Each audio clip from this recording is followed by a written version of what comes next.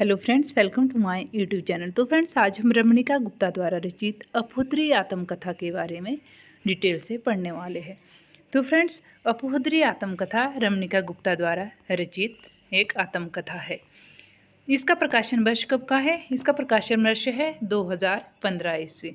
इन्होंने इस आत्मकथा का नाम क्या रखा था? अपुद्री एक जिद्दी लड़की नाम दिया था इस आत्मकथा का। अपुद्री के अलावा रमणिका जी के हास्य नामक आत्मकथा की भी काफ़ी चर्चा रही है। रमणिका गुप्ता की अपुद्री आत्मकथा का प्रकाशन वर्ष 2015 है और जबकि हादसे आत्मकथा का प्रकाशन वर्ष कब का है? 2005 ईस्वी इसका प्रकाशन वर्ष है। अपुद्री से पहले इन्होंने कौन सी आत्मकथा लिखी थी? हादसे नामक आत्मकथा। अपुद्री किस भाषा का शब्द है? अपुद्री है पंजाबी भाषा का शब्द। और अपुद्री का अर्थ क्या होता है? अपने मन की करने वाली, सारी सीमाओं को तोड़ने वाली या किसी की भी ना सुनने वाली लड़की की कहानी है ये अपुद्री।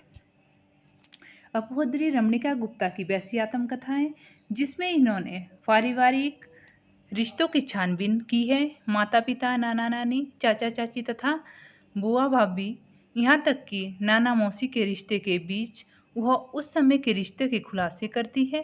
वह कहती है कि मैंने उचित और अनुचित की चिंता नहीं की, मैंने तो कसौटियाँ ही बदल दी है। ये कौन कहती है? रमणिका गुप्ता कहती है।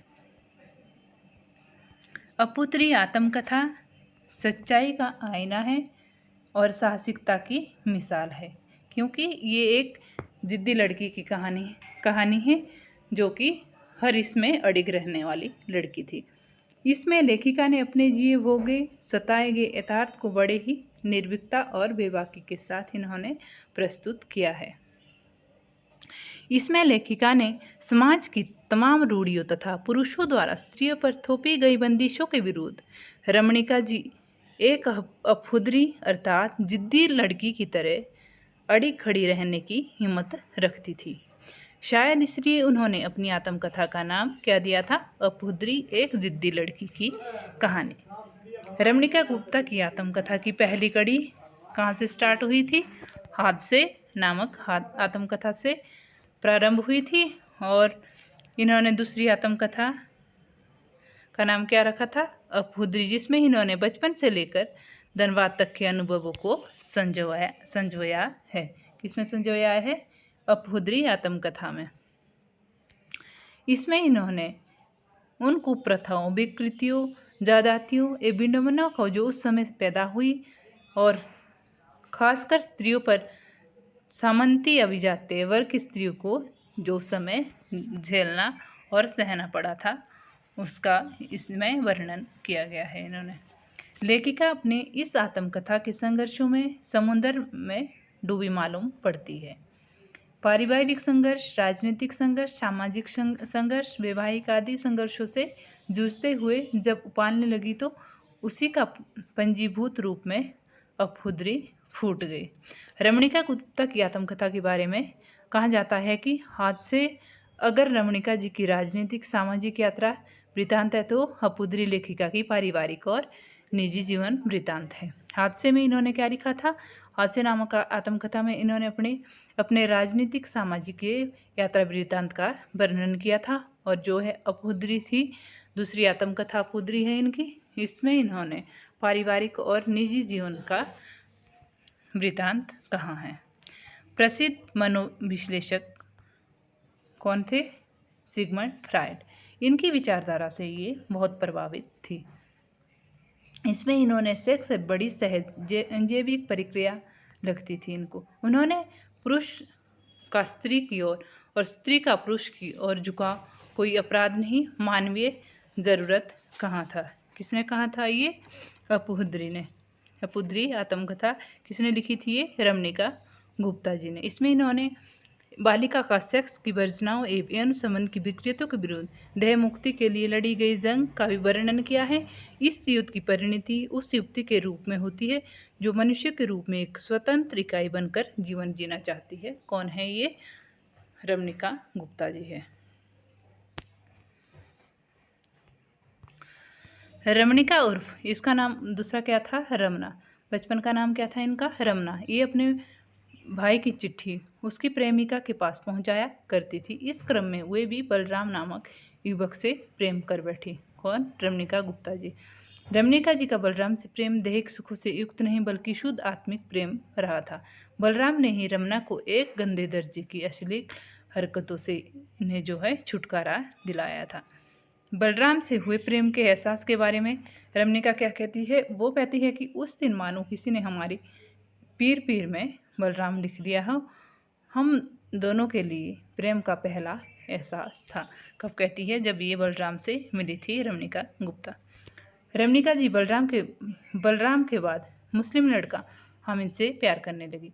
वैसे हामिद को ये भाई कहा करती थी। अपने इस प्रेम के बारे में कहती है, पहली बार हामिद ने मुझे बाहों में भरकर चूमा और कहा कि हम मिले भी तो तब जब कभी ना मिलने के लिए अलग हो रहे हो। बहुत देर हो गई है, तुमने पहले क्यों नहीं बताया, मैं कितना प्यार दे सकता था तुम्हें। मैं चुप थी, रह रहकर कभी आ रही थी, बस आंखें बंद कर आलिंगन महसूस कर रही थी। रमणिका गुप्ता कैसे थी, ये जो है अड़िग रहने वाली लड़की थी और ये जो है निडर लड़की थी। ये जो है ये अपोहद्री आत्मकथा साहसिकता की मिसाल है, जिसके कारण लेखिका ने इनके पारिवारिक रिश्तों पर भी प्रश्न चिन्ह उठ खड़े हुए थे। रमणिका जी का व्यक्तित्व पूरी तरह बेवाक और पारदर्शी रहा है, इसलिए उन्होंने अपने पारिवारिक संबंधों के रहस्य को भी इसमें उजागर करने में ये बिल्कुल भी इन्हें झिझक नहीं आई और उनके परिवार की मान प्रतिष्ठा को इन्होंने कटघरे में खड़ा कर दिया था। लेखिका विवाह के बाद अपने नृत्य प्रशिक्षक बलजीत की तरफ आकर्षित हुई और यह आकर्षक दैहिक सुख तक जाते थे। इन्होंने अपने जितनी भी इनके जीवन में घटनाएं घटित हुई उन सब का इन्होंने इसमें वर्णन किया है। रमणिका जी किस तरह बलजीत के संबंधों की चर्चा करते हुए कहती है कि मैं जितनी भी वफादार हूँ प्रकाश तो रमणिका गुप्ता की शादी किससे होती है, प्रकाश से। क्या कहती है, प्रकाश के बारे में कहती है कि प्रकाश तो मुझ पर शक करेगा ही, क्या मतलब है, मैं इसमें निष्फल बेमतलब वफादारी की। जब वफादार होने पर भी शक की नज़रों से देखा जाना है तो फिर शक को ही सच में होने दो, क्या हर्ज है। किसको कहती है ये बलजीत को कहती है। इस रमणिका जी की शादी किससे होती है, रमणिका जी की शादी होती है प्रकाश से और ये किससे प्यार करती है, बलजीत से। इसके बाद इसका रमणिका जी का प्रेम संबंध किस किस के साथ होता है, बलजीत के बाद वीरेंद्र और MDM आहूजा के छोटे भाई आदि लोगों के साथ भी ये संबंध में रहती है। आहूजा के साथ अपने प्रेम संबंध की चर्चा करते हुए रमणिका जी क्या कहती है, कितना प्यार उन्होंने मुझे दिया, उतना प्यार आज तक केवल वीरेंद्र को छोड़कर किसी ने नहीं दिया। हमारे बीच प्रकृति और पुरुष की घनिष्ठता थी। इन्होंने अपने हर रिश्ते को इसमें बारीकी से लिखा है। रमणिका जी आहूजा के प्यार, रोमांस, शादी आदि को लेकर खुला दृष्टिकोण से काफ़ी प्रभावित थी। रमणिका जी की शादी करने के प्रस्ताव पर आहूजा के वैवाहिक से कहे गए शब्द कौन से थे, अभी तो मैं मुक्त हूँ और तुम भी, चोरी चोरी प्यार में जो सुख है या आज़ादी का एहसास है, शादी के बाद वह नहीं रहेगी, ना ही मैं ना ही तुम प्यार करने को आज़ाद रहेगी। शादी का बंधन ही तो चुरा लेगा हमारा प्यार, अभी तो हम चुराते हैं ना प्यार के क्षण। किसको कहती है, ये कहती है आहूजा। जब इनको शादी करने के लिए कहते हैं तो रमणिका जी आहूजा को ये शब्द कहती है। आहूजा से प्रेम के बाद रमणिका जी का प्रेम के प्रति दृष्टिकोण और रिश्तों के मायने किस तरह बदल गए, इस पंक्ति से समझा जा सकता है। क्या लिखा है इन्होंने, जबरन प्रेम का नाटक, चाहे वह पति से हो या प्रेमी से, सबसे बड़ा विश्वासघात होता है। प्रेम जब भी उपजे, किसी के लिए भी उपजे, उससे प्यार कर लेना प्यार के प्रति ईमानदार कोशिश है। एक समय रमणिका जी प्रो वाजपेयी की विषयगत जानकारी एवं साहसिकता अभिरुचि से प्रभावित हो उसके प्रति समर्पित हो गई। रमणिका जी धनबाद में कला, साहित्य और समाज सेवा के साथ साथ इन्होंने राजनीति की राह पर भी चलने लगी और राजनीति में औरतों के होने वाले और और राजनीति में औरतों के साथ होने वाले शोषण को इन्होंने बखूबी निभाया है। इसको किस तरह से राजनीति में औरतों के साथ शोषण होता था उसका भी इन्होंने वर्णन किया है। वो एक ऐसी स्त्री है जो स्वयं की सुख की कल्पना के वशीभूत पिता से भी विद्रोह करके विवाद रचा सकती है, तो धनबाद के कोयला मजदूरों के हित की रक्षा के लिए किसी के शयन कक्ष में पहुंचकर उसकी अक्षयनी भी बन सकती थी। कौन थी ये? रमणिका गुप्ता। रमणिका जी अपने पिता के अवैध संबंधों की बड़ी बेबाकी से इसने इस आत्मकथा में रखा है।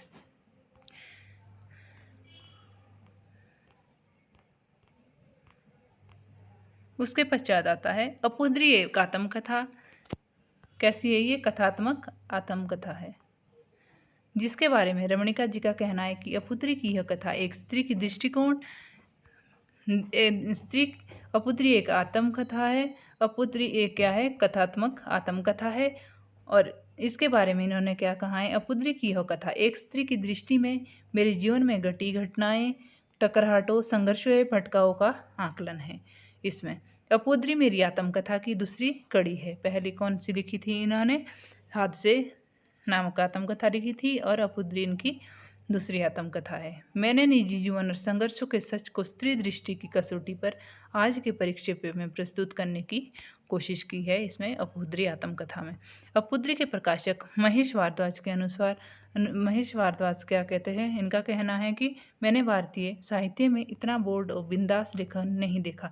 रमणिका गुप्ता ने जिस छापकुई में अपने जीवन को देखा, स्वीकार और हर लड़की के लिए एक प्रेरणा है कि जीवन में आगे बढ़ना है तो अपने शरीर से कथित गलतियों से ऊपर उठना होगा। ये किसने कहा है? ये कहा है महेश भारद्वाज जी ने। अपुद्री आत्मकथा में रमणिका गुप्ता के बचपन से लेकर झारखंड धनबाद तक की विभिन्न यात्राओं का इन्होंने बेबाकी से इसमें चित्रण किया है। वस्तुतः अपुद्री रमणिका गुप्ता के प्रेम प्रसंग की कहानी होने के साथ साथ बोल्ड लेखन का भी इसमें अद्भुत दस्तावेज है। मैनेजर पांडे क्या बोलते हैं? अपुद्री एक दिलचस्प और दिलकश आत्मकथा है। कौन कहते हैं ये? मैनेजर पांडे। लीलाधर मंडलोई इस आत्मकथा पर क्या कहते हैं? वो कहते हैं कि आत्मकथा में अद्भुत अपूर्व समृद्धियाँ है। इस आत्मकथा के माध्यम से एक जिद्दी लड़की का निर्माण होता है और रमणिका गुप्ता ने इस आत्मकथा के माध्यम से अपने साहस की कथा कही है। किसने कहा? ये लीलाधर मंडलोई ने। तो फ्रेंड्स, आज हमने अपुद्री आत्मकथा के बारे में पढ़ा है। अपुद्री इन्होंने एक जिद्दी लड़की की आत्मकथा का नाम क्यों रखा था? क्योंकि ये एक ऐसी लेखिका थी जो समाज की तमाम रूढ़ियों तथा पुरुषों द्वारा स्त्री पर थोपी गई बंदिशों के विरुद्ध रमणिका जी एक अपुद्री अर्थात जिद्दी की तरह अड़ी खड़ी रहने की हिम्मत रखती थी। ये शायद इसलिए इन्होंने अपनी आत्मकथा का नाम क्या दिया था? अपुद्री एक जिद्दी लड़की की आत्मकथा। रमणिका गुप्ता की आत्मकथा की पहली कड़ी कहाँ से प्रारंभ होती है? हादसे नामक आत्मकथा से प्रारंभ होती है। और दूसरी आत्मकथा कौन सी है? अपुद्री, जिसमें इन्होंने बचपन से लेकर धनबाद तक के अनुभवों को संजाया है। इसमें इन्होंने अपने पारिवारिक रिश्तों की छानबीन, माता पिता जितने भी इनके पारिवारिक रिश्ते थे उनका इन्होंने बहुत ही बारीक से इसमें वर्णन किया है। इस आत्मकथा में ऐसी स्त्री के दर्शन होते हैं जिसका जितना सरोकार स्वयं के अस्तित्व की स्थापना से है, उतना ही सरोकार दुखी पीड़ित इंसानों के दुखों को दूर करने से भी रहा है रमणिका गुप्ता का। रमणिका गुप्ता एक बहुत ही निडर और साहसी लड़की थी। अपुद्री सच्चाई का आईना है और हमारे परिवार की, समाज की, परिवेश की और कई बार हमारी खुद की सच्चाइयाँ होती है जिन्हें हम या तो देखना नहीं चाहते या फिर दिखाना नहीं चाहते। इसलिए इन्होंने अपुद्री एक आत्मकथा, एक जिद्दी लड़की की आत्मकथा नाम रखा था, क्योंकि इन्होंने इसमें अपनी हर अच्छाई बुराई जितनी इनके जीवन में घटनाएं घटित हुई है उसका इन्होंने बारीकी से इसमें वर्णन किया है। तो फ्रेंड्स, यदि आपको ये वीडियो पसंद आती है तो लाइक, शेयर और सब्सक्राइब ज़रूर कीजिए। इसी के साथ हमारी वीडियो समाप्त होती है। धन्यवाद।